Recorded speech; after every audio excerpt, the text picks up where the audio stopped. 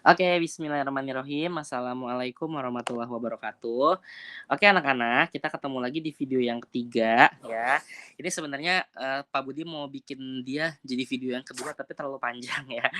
Nah, jadi video yang ketiga ini disebut kita kenal dengan nama reaksi autoredoks ya. Nah, apa sih Pak reaksi autoredoks itu? Contoh misalnya di sini nih, Pak Budi punya soal nomor satu dulu ya.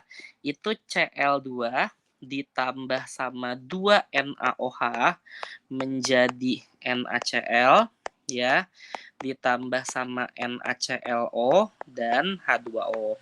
Ingat ya, kita lagi nggak main koefisien dulu, koefisien kita singkirkan dulu sama kita.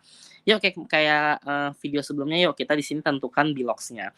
Nah, anak-anak, Cl2 ini adalah sebuah unsur, bukan senyawa. Jadi, apapun biloksnya, sudah pasti biloksnya adalah 0 ya. Oke, NaOH ingat ya hasilnya harus 0, Na dulu hari libur nasional kita plus 1, hidrogen juga harinya plus 1, oksigennya berarti min 2 ya. NaCl itu berarti plus 1, ini min 1 ya. NaClO, nah ini harus ada yang berkorban nih kalau kayak begini nih ya. Jadi Na dulu plus 1, oksigen dulu min 2, berarti supaya 0, Cl-nya plus 1 ya, nggak boleh min 1 ya, karena dia harus berkorban. Pak Budi rasa udah Bapak bahas ya di video sebelumnya ya, kamu tolong tonton dulu video yang pertama. H2O itu berarti plus 2 min 2. Nah, ini karena dia mennya satuan, nanti biloksnya ini plus 1 aja ya. Oke, nah anak-anak kita lihat di sini, ingat ya batas antara kiri kanan adalah tanda panah ya. Kita lihat apakah ada yang berubah. Nah, pertama Cl dulu. Cl itu di sini 0, di sini min 1, sehingga si Cl ini mengalami penurunan biloks ya. Cl-nya ini di sini adalah reaksi reduksi. Benar ya, karena mengalami penurunan biloks. Kita lihat lagi sama kita anak-anak. Na ini plus 1, ini plus 1, ini plus 1. Berarti Na tidak mengalami perubahan. O ini min 2, ini min 2, ini min 2. Oksigen berarti juga tidak mengalami perubahan. Hidrogen ini plus 1, ini plus 1. Berarti hidrogen pun juga tidak mengalami perubahan. Nah, Pak, kok bisa begini sih Pak kejadiannya cuman ada reduksi doang gitu ya, tidak ada oksidasinya. Sebenarnya anak-anak kalau kamu perhatikan di sini kebetulan gitu ya, kebetulan banget ya, Cl-nya itu berubah 2 kali, dari 0 ke min 1 ya nggak? Begini kan, sama dari 0 ke plus 1, iya kan? Kayak gitu. Jadi dia itu selain dia naik, sorry, selain dia turun, dia juga bisa naik, ya nggak? Dari 0 ke plus 1, seperti itu.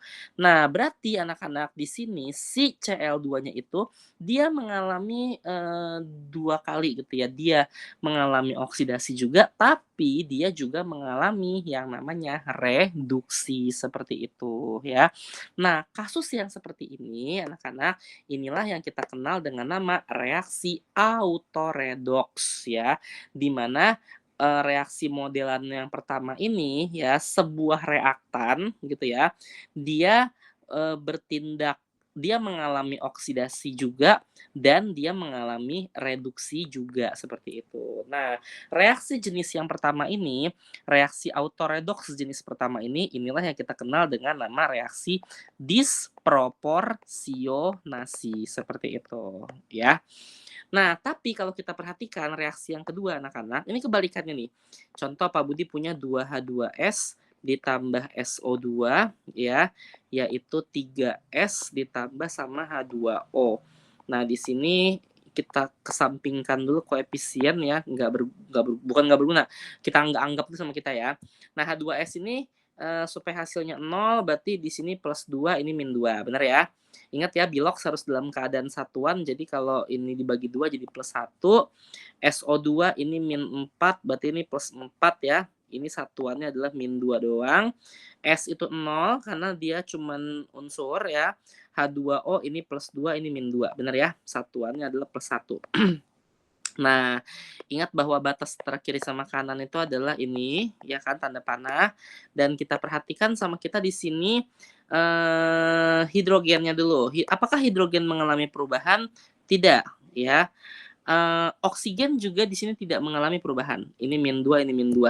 Nah, berarti perubahannya itu terjadi pada S, di mana pertama di sini Anak-anak, eee, min 2 ke 0. Oh, berarti kan naik kan?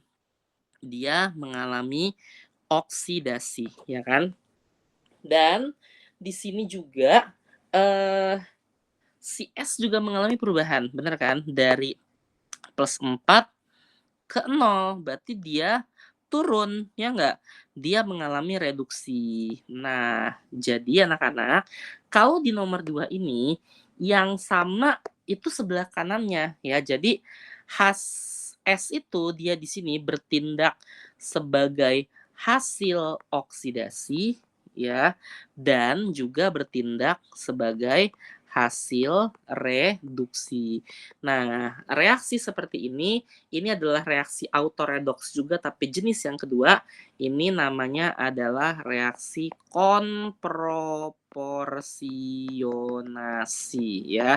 Ketika hasil oksidasinya dan hasil reduksinya sama, seperti itu. Jadi kalau Bapak singkat jadi diskon ya, disproporsionasi dan konproporsionasi seperti itu.